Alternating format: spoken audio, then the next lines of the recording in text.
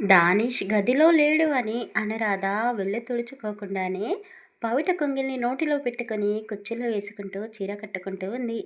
బాల్కనీలో works complete చేసుకొని గదిలోకి వచ్చిన అతను తడిసిన శరీరంతో ఉన్న అనోని చూసి రెప్ప వేయకుండా చూస్తూ ఉండిపోయాడు. అతని చూపులు ఆమెకు గుచ్చుకున్నట్టుగా అనిపించి వెనక్కి తిరిగి చూసింది. అతన్ని చూడగానే నోరెళ్ళబెట్టింది. పవిట కొంగు నేలపై వాలిపోయింది. అతను 2 అడుగుల్లో ఆమెని చుట్టేశాడు. తప్పు చేశావు. పెళ్ళైన మొదటి రోజు భార్యాభర్తలు కలిసి స్నానం చేయాలి. నేను లేకుండా నువ్వెలా స్నానం చేశావు అంటూ అతని చెమట చిక్కలని ఆమె ఒంటిపై ఉన్న నీటి చిక్కలతో జత కలిపాడు. ఆమె ఒంటిపైన ఎక్కడెక్కడో ముద్దులు పెడుతూ చివరగా పెదాలని అందుకోబోయాడు. అప్పటికే ఆమె ఒళ్ళంతా మైకం కప్పుకుపోయి ఉంది. అతన్ని ఆపలేకపోతుంది. ఒక పక్క అతన్ని దూరం పెట్టాలి అని అనుకుంటూనే ఉంది. కానీ తీయటి బాధ ఇంకా ఇంకా కావాలి అనిపిస్తుంది. అనురాధ మనసుని పూర్తిగా చదివేసిన అతను ఆమె దాచుకున్న కోరికలని ఎప్పటికప్పుడు రెచ్చగొట్టే ప్రయత్నాలు చేస్తూనే ఉన్నాడు. ఇద్దరి కళ్ళు కలుసుకున్నాయి. మౌనంగానే అన్ని మాటలు మాట్లాడేసుకుంటున్నారు. అను కూడా అతన్ని దగ్గరికి తీసుకోబోతున్న సమయంలోనే దానిష్ పిఏ ఆలీ దగ్గర నుండి ఫోన్ వచ్చింది. నిమిషం గ్యాప్ లేకుండా ఫోన్ మోగుతూనే ఉంది. అతనికి కోపం వచ్చింది. అనురాధ అతని నుండి దూరం జరిగి చీరంతా వంటికి చుట్టేసుకొని అదే గదిలో ఉన్న అతని లైబ్రరీ రూంలోకి దూరిపోయింది. ఏంటి ఇంత పొద్దున్నే ఫోన్ చేశావు అని కోపంగా అడిగాడు. అయ్యో సార్, నేను రోజు చేసే టైంకే ఫోన్ చేశాను. మీకు రోజు నేనే కదా గుడ్ మార్నింగ్ చెప్పేది అని అతను రోజు చేసే విధంగానే ఫోన్ చేశాడు. సరేలే, కానీ ఇక నుండి అలా చేయకు. ఇంపార్టెంట్ విషయం చెప్పడానికి అయితేనే ఫోన్ చెయ్యి. నిన్నటి వరకు నేను ఒక బిజినెస్ మ్యాన్ని, కానీ ఇప్పుడు ఒకరికి హస్బెండ్ని. కాస్త నన్ను నా పర్సనల్ లైఫ్ని ఎంజాయ్ చేయనియండి అని దానిష్ కోపంగా చెప్పడంతో ఆలీ ఇంకేదో అర్థం చేసుకొని సారీ సార్ అని వెంటనే కాల్ కట్ చేశాడు. చేసిన డిస్టర్బ్ అంతా చేసేసి ఇప్పుడు సారీ చెప్తే సరిపోతుందా? అసలే నా మీద అను చాలా కోపంగా ఉంది. పైగా తిక్క తిక్క కండిషన్లు కూడా పెట్టుకుంది. ఎన్ని రోజులు నాకు దూరంగా ఉంటుందో ఏమో, నేను చూస్తాను అని నవ్వుకుంటూ అతను కూడా ఫ్రెష్ అవ్వడానికి వాష్రూంలోకి వెళ్ళాడు. ఇద్దరూ చక్కగా రెడీ అయ్యి హాల్లోకి వెళ్ళారు. ఆ ఇంట్లో ఉన్నది 4 మాత్రమే.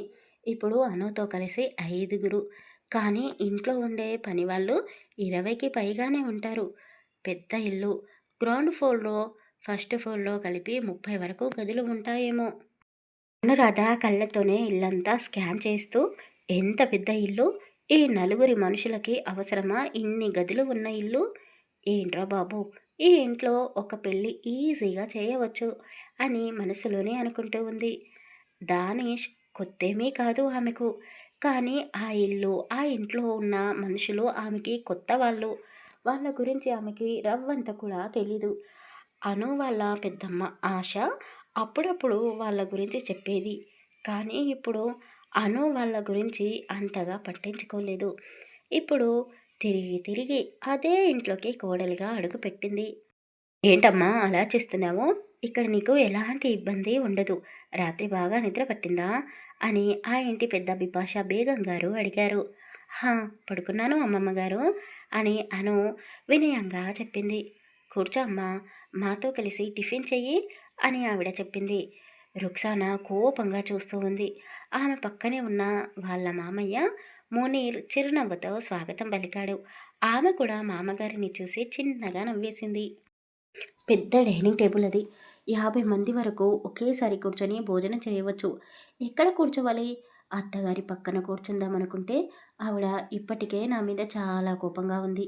ఇక తప్పేది లేదు. నా భర్త పక్కనే కూర్చోవాలి అంటూ వెళ్ళి దానిష్ పక్కన కూర్చుంది.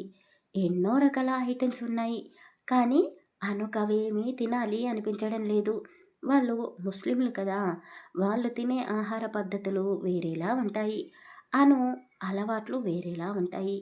ఏంటమ్మా అలా చూస్తున్నావు అని బిపాష అడగడంతో అను ఇబ్బంది పడుతూ నాకు టిఫిన్ వద్దు అమ్మమ్మ, జ్యూస్ తాగుతాను అని చెప్పింది. ఎందుకు? రాత్రి కూడా సరిగ్గా భోజనం చేయలేదు. నీకు ఇష్టమైన టిఫిన్ చెయ్యి అంటూ దానిష్ అక్కడ ఉన్న పని వాళ్ళ వైపు ఒక్క చూపు చూడగానే వాళ్ళు 4-5 రకాల టిఫిన్లు తీసుకొని వచ్చి అనురాధ ముందు పెట్టారు.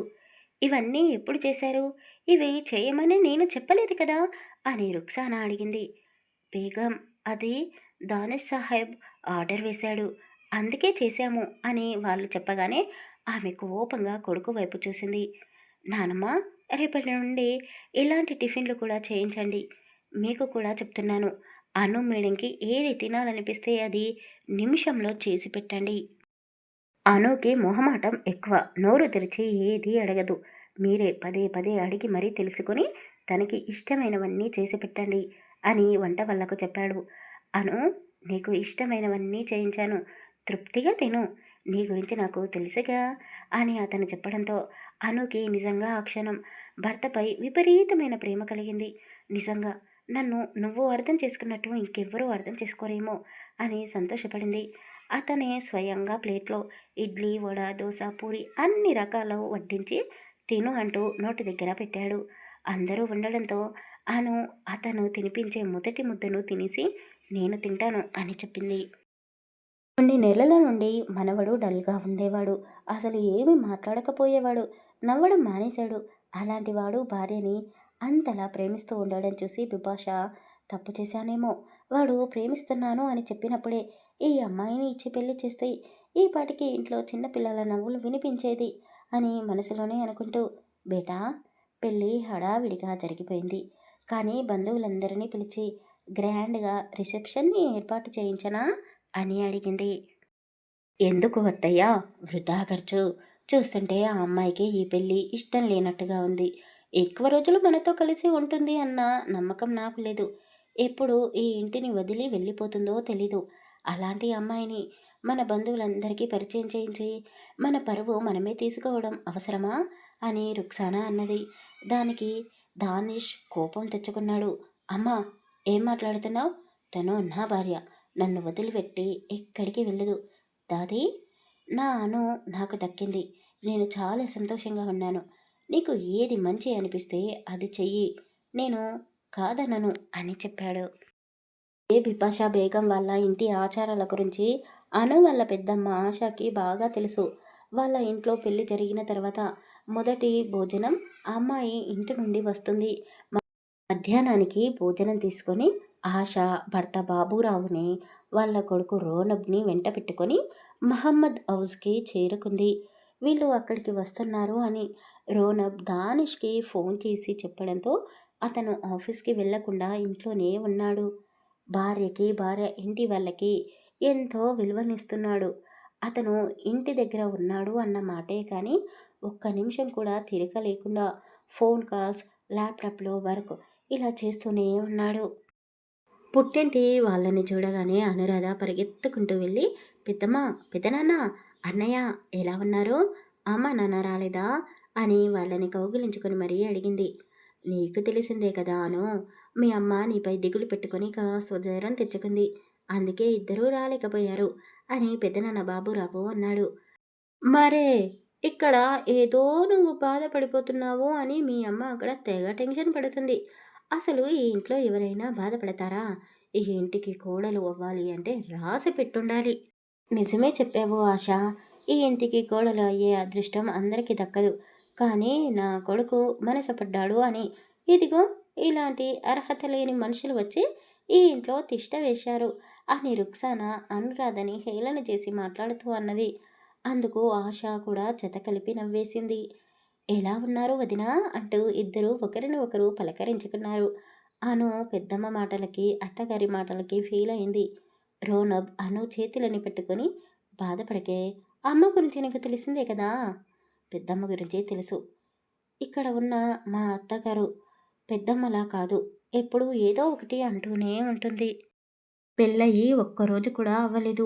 24 గంటల్లో నన్ను ఎప్పుడూ మాటలతో ఇబ్బంది పెట్టాలా అని చూస్తూనే ఉంది అని అను చెప్పగానే బాబురావు ఆమె తలపై చెయ్యి పెట్టి, బాధపడకు తల్లి, నిన్ను అల్లుడు ఎంతగానో ప్రేమిస్తున్నాడు.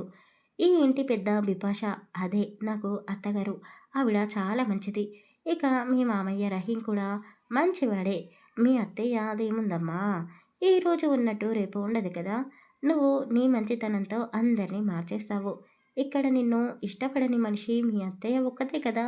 ఆవిడను కూడా నువ్వు నీ ప్రేమతో మార్చుకోగలుగుతావులే" అని చెప్పాడు. రహీం బాబూరావుని చూడగానే హత్తుకుని లోపలికి స్వాగతం పలికాడు. "మనం కూడా లోపలికి వెళ్దామా?" అని రోనబ్ అన్నాడు. అనురాధ సీరియస్‌గా అతని వైపు చూస్తూ, "ఎందుకు ఇక్కడికి వచ్చావు? నేను ఏడుస్తున్నానా, నవ్వుతున్నానా చూసి వెళ్దామనొచ్చావా? చూడు, నేను ఏడవడం లేదు, నవ్వడం లేదు, సంతోషంగా అస్సలు లేను. కానీ చాలా బాధగా అనిపిస్తుంది. అసలు నాకు పెళ్లి జరుగుతుంది అన్న విషయం ఎవరికీ తెలీదు. మన ఫ్రెండ్స్‌కు కూడా తెలీదు. చాలా సీక్రెట్‌గా జరుగుతున్న నా పెళ్ళిని ఎవరు దానిష్‌కి చెప్పారు?" "అంటే ఏంటి? నేనే ఫోన్ చేసి నీకు పెళ్లి జరుగుతుంది అని చెప్పాను అంటున్నావా? అలా నేనెందుకు చేస్తాను? నేను నీకు అన్నయ్యనే. ఎప్పుడు నీకే సపోర్ట్‌గా మాట్లాడతాను కదా! అలాంటిది నువ్వు వద్దు అని అంత చెప్పినా కూడా నేను దానిష్‌కి మళ్ళీ ఫోన్ చేస్తానా? అసలు వాడి ఫోన్ నెంబర్ కూడా నా దగ్గర లేదు" అని రుణబంటూ ఉండగానే దానిష్ దగ్గర నుండి ఫోన్ వచ్చింది. నెంబర్‌ని స్క్రీన్‌పై చూసి అను కోపంగా అన్నయ్య వైపు చూసింది. స్పీకర్ ఆన్ చేసి పెట్టమని చెప్పింది. "ఒరేయ్! ఎక్కడ ఉన్నార్రా? మీకోసం ఎదురు చూస్తూ ఆఫీస్‌కి వెళ్ళకుండా ఉన్నాను. ఇంకా ఎంత సమయం పడుతుంది ఇంటికి రావడానికి?" అని అడిగాడు. ఇద్దరి చేతిలో చావడానికే వచ్చినట్టున్నాను. "ఒరేయ్! మీ ఇంటికి వచ్చాను. ఇంట్లోనే ఉన్నాను. మా చెల్లితో మాట్లాడుతున్నాను. ఫోన్ స్పీకర్‌లో ఉంది. ఇరికించేశావు" అని చెప్పగానే దానిష్ నవ్వుతూ, "అయితే నిన్ను నేను డిస్టర్బ్ చేయనులేరా" అని కాల్ కట్ చేశాడు. అను ఏమీ మాట్లాడకుండా అలా కోపంగా చూస్తూనే ఉంది. "ఏంటి అలా చూస్తున్నావు? 4 సంవత్సరాల ప్రేమని మర్చిపోయి వేరే వాడిని పెళ్లి చేసుకొని హాయిగా ఉందామనుకున్నావా? అసలు వాడిని ఎప్పుడైనా నువ్వు మర్చిపోయావా? నువ్వు హ్యాపీగా ఉండాలనే నేను వాడికి ఫోన్ చేసి అడ్రస్ చెప్పాను" అని చెప్పాడు. "అబ్బా! సారీ అను. అలా ఉండకు. నువ్వు లేకపోతే వాడు చచ్చిపోతాడే" అని రోనబ్ చెల్లి కోపాన్ని తగ్గించే ప్రయత్నం చేస్తూ ఉన్నాడు. రోనబ్ వచ్చాడు అని దానిష్ వర్క్ పక్కన పెట్టేసి అతని కలవడానికి వచ్చాడు. ఆశ బిపాషా బేగం గారికి పుట్టిన కూతురు కాదు. కానీ రహీం నాన్న, ఆశా నాన్న ఒక్కరే. తల్లులు మాత్రమే వేరు. ఆశ తల్లి ముందుగానే చనిపోయింది. దానితో బిపాషానే ఆశని చేరదీసి పెంచి పెద్ద చేసింది. వీళ్ళ పెళ్ళిళ్ళు అయ్యాక బిపాషా బేగం గారి భర్త కూడా చనిపోయాడు. ఆ రోజు ఇంట్లో అందరూ భలే సరదాగా సంతోషంగా గడిపేశారు. రోనబ్, దానిష్ భోజనాలు చేసిన తర్వాత అలా గార్డెన్లో తిరుగుతూ, "చాలా థ్యాంక్స్ రా. నువ్వు సమయానికి ఫోన్ చేయకపోతే నా అను నాకు ఎప్పటికీ దక్కేది కాదు. అను లేకుండా నేను బ్రతికి ఉండేవాడిని కాదు" అని అతను ఏడుస్తూ రోడ్డుని హత్తుకున్నాడు. ఇంట్లో మిగిలిపోయిన భోజనాన్ని పనివాళ్లకు ఇవ్వడానికి వచ్చింది. వాళ్ళ మాటలు అను వింటూనే ఉంది. ఆను వాళ్ళ పుట్టింటి వాళ్ళు తిరిగి ఇంటికి వెళ్ళిపోయారు. వాళ్ళు వెళ్ళిపోగానే దానిష్ ఆఫీస్ వరకు వెళ్ళి వస్తాను. చాలా ఇంపార్టెంట్ వర్క్ ఉంది అని చెప్పాడు. "ఇప్పుడు వెళ్ళడమేంట్రా? సాయంత్రం అయ్యింది. నువ్వు పనిలో పడితే అన్ని విషయాలు మర్చిపోతావు" అని నానమ్మ అతన్ని వెళ్ళకుండా ఆపాలని చూసింది. కానీ అది చాలా ఇంపార్టెంట్ వర్క్ కావడంతో అతను అను వైపు చూస్తూ, "నానమ్మ, నేను ఏది మర్చిపోను. తొందరగానే వచ్చేస్తాను" అని చెప్పి నానమ్మ ముందలనే అను బుగ్గపై ముద్దు పెట్టుకొని బాయ్ అని చెప్పాడు. భర్త అలా చేయడంతో అను చాలా ఇబ్బంది పడిపోయింది. అక్కడ ఉండలేక సిగ్గుతో తల దించుకొని గదిలోకి వెళ్ళిపోయింది. రుక్సానాకి ఒళ్ళు మండిపోయింది. గదిలోకి వెళ్ళిన అను అద్దంలో తనని తాను చూసుకుంటూ, "ఎందుకురా ఇంతగా ప్రేమిస్తున్నావు? నీ ప్రేమను చూస్తుంటే నాకు భయమేస్తుంది. నువ్వు నలుగురిలో నవ్వుల పాలు కాకూడదు అనే కదా నీ జీవితంలో నుండి తప్పుకున్నాను" అంటూ 4 సంవత్సరాల వెనక్కి వెళ్ళిపోయింది. తర్వాత ఏం జరగబోతుందో నెక్స్ట్ పార్ట్‌లో తెలుసుకుందాం. కథ నచ్చితే లైక్ చేసి కామెంట్ చేయండి. అలాగే మన ఛానల్‌ని సబ్స్క్రైబ్ చేసుకోండి. Thank you for listening.